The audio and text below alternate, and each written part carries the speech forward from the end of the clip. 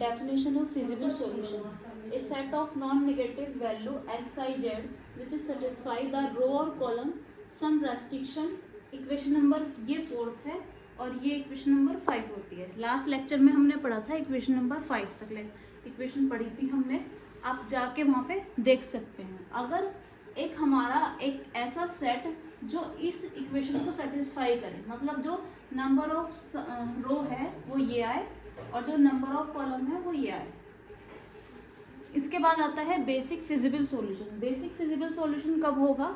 अगर हम number of allocation check करें. नंबर ऑफ एलोकेशन का मतलब है कि जो आपका एक बॉक्स होता है, एक सेल जो होती है, उसमें अगर हम नंबर यहाँ पे xi फिल करते हैं, एक खाली रहता है, फिर है ना, सारे भरे भी नहीं होती हैं सेल्स, कुछ भरी हुई होती हैं और कुछ खाली होती हैं.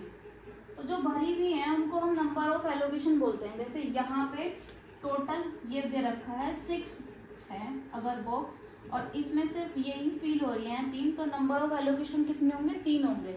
तो दे रखा है feasible solution is called basic feasible solution. Short में बोलते हैं इसको BFS. If the total number of allocation, अगर टोटल नंबर ऑफ एलोकेशन क्या हो? 1 लेस देन, एक कम हो किसके? Number of sum of total number of row and total number of column. मतलब टोटल नंबर ऑफ रो कितनी होती है? m, और total number of row column कितने होते हैं? n. उसमें से अगर एक 1 लेस कर दें, मतलब तो अगर हमारे पास नंबर ऑफ एलोकेशन जो है वो कितने आ जाए? m + n - 1 आ जाए, तो ऐसे सॉल्यूशन को हम बेसिक फिजिबल सॉल्यूशन बोलते हैं. इसके बाद नेक्स्ट डेफिनेशन है ऑप्टिमम सॉल्यूशन. एक फिजिबल सॉल्यूशन, एक ऐसा फिजिबल सॉल्यूशन, जरूरी नहीं वो बेसिक होना जरूरी है. बेसिक कब होगा? जब नंबर ऑफ एलोकेशन कितने हो? m + n - 1.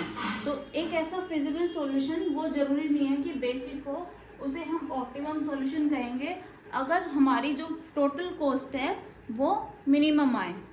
ठीक है. तो जब हम लास्ट में आंसर फाइंड करते हैं, जो जेड वैल्यू निकालते हैं, टोटल कॉस्ट निकालते हैं, मिनिमम कॉस्ट होती है वो, वही ऑप्टिमम सॉल्यूशन होता है. इसके बाद आता है लूप. लूप का मतलब क्या होता है? देखो कि जब हम जैसे यहाँ से चले हैं और घूम फिर के इस तरह से इसी पॉइंट पे आ जाए, तो एक तरह से ना ये क्लोज्ड हो रहा है हर जगह से, तो है ना, इसको हम लूप बोलते हैं.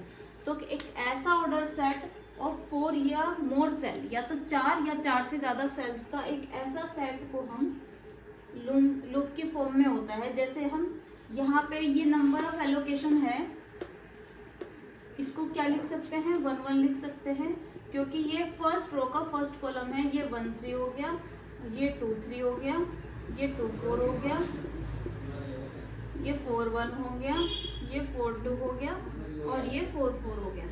तो हम यहाँ से चले, फिर इस पे पहुँच गए, फिर इसके बाद यहाँ से यहाँ पे पहुँच गए, फिर इसके बाद यहाँ से यहाँ पे पहुँच गए, इसके बाद यहाँ से यहाँ पे, और इसके बाद डायरेक्ट यहाँ पे पहुँचिए, क्योंकि यहाँ बीच में नहीं रुकने के. वही चीज़ है कि अगर हम मेरठ से चल रहे हैं, सीधा सहारनपुर जाना है हमें, तो हम मुजफ्फरनगर नहीं उतरेंगे, है ना, ट्रेन से. मेरठ से सीधा कहाँ उतरेंगे? सहारनपुर में. ये तो नहीं कि अगर आपको मेरठ से सहारनपुर जाना है तो आप बीच में स्टेशन पे मुजफ्फरनगर भी उतरेंगे और फिर उसके बाद फिर दोबारा से ट्रेन में बैठ लेंगे और फिर दोबारा से सहारनपुर में उतरेंगे. तो आप डायरेक्ट मेरठ से सहारनपुर इस तरह से डायरेक्ट जाएंगे और फिर इधर जाएंगे. तो जहाँ से आप चले थे, जिस पॉइंट से आप चले थे, उसी पॉइंट पर अगर आप आ रहे हैं, तो अगर इस तरह से क्लोज पाथ बन रहा है आपका, तो उसे लूप का फॉर्म कहेंगे. अब देखो यहाँ पे एक नॉन लूप का एग्जाम्पल है. अगर हम यहाँ से चल रहे हैं, इस वाली सेल से चल रहे हैं, यहाँ पे आ रहे हैं, फिर इसके बाद यहाँ पे आ रहे हैं, फिर यहाँ पे आ रहे हैं, इसके बाद यहाँ पे जो हमारा एलोकेशन पड़ रहा है इसमें हमें नहीं रुकना है, डायरेक्ट हम यहाँ पे आ गए. उसके बाद हमें इस पे जाना है, तो हम तिरछे नहीं चल सकते, हमें ना स्ट्रेट लाइन में चलना है. तो जब हम स्ट्रेट लाइन में इधर को चलेंगे तो यहाँ पर हमारा एलोकेशन नहीं है, तो एलोकेशन नहीं है तो यहाँ पे नहीं जा सकते. मतलब एलोकेशन नहीं है तो मतलब जैसे अगर स्टेशन पे हमारा ट्रेन ही नहीं रुक रही है, यहाँ पे हमारी ट्रेन ही नहीं रुक रही है, तो हम कैसे जाएंगे यहाँ पे ना? तो हमें चलना स्ट्रेट ही है. तो इसलिए एक तो तिरछा नहीं चल सकते, और अगर एलोकेशन नहीं है तो तब भी नहीं चल सकते. तो ये हमारा लूप नहीं बन रहा है. यहीं पे आके रुक गए हम लास्ट में. लास्ट पॉइंट हमारा ये बन गया, स्टार्टिंग कहाँ थी? यहाँ पे. तो ये हमारा लूप नहीं बन रहा है, तो इसको लिखेंगे नॉन लूप. अब लूप की प्रॉपर्टी होती है, every loop has even numbers of cell. जो लूप होता है वो क्या होता है, इवन नंबर की सेल रखता है। जैसे यहाँ पे 1 2 3 4 5 6 सेल हो गई, इसको काउंट नहीं करेंगे क्योंकि ये लूप यहाँ पे हमने स्टॉपेज नहीं रखा है अपना। तो 6 एलोकेशन है यहाँ पे। तो जो सेल्स होती हैं लूप की वो कितनी होती है, इवन नंबर की सेल्स होती हैं। फिर है a feasible solution to be transportation problem. Feasible solution होगा if and only if the corresponding cell in the transportation problem do not a form of loop. तो अगर फिजिबल सॉल्यूशन होगा अगर वो लूप की फॉर्म में नहीं है, या फिर अगर कोई ट्रांसपोर्टेशन प्रॉब्लम लूप की फॉर्म में नहीं है, तो वो प्रॉब्लम जो होगी बेसिक फिजिबल सॉल्यूशन बेसिक होगी।